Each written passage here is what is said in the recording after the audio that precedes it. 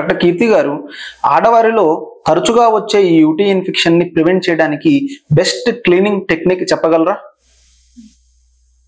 ఒకసారి మీకు ఎక్స్ప్లెయిన్ చేస్తానండి. ఈ ఇమేజ్ చూసారా?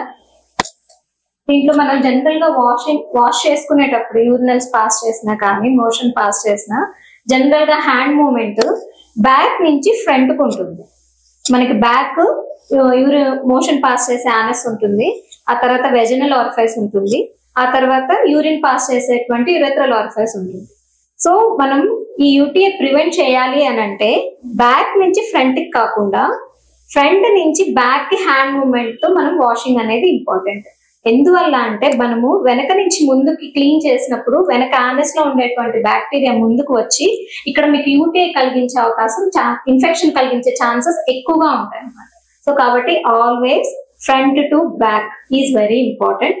అండ్ నెక్స్ట్ సెకండ్ పాయింట్ ఏంటి అంటే మనం ఎప్పుడు సోప్స్ తో కానీ జెల్స్ తో కానీ జెనిటల్స్ ఏరియాలో వాష్ చేయకూడదండి. ఓన్లీ ప్లెయిన్ వాటర్ తో మాత్రమే వాష్ చేసుకోవాలి.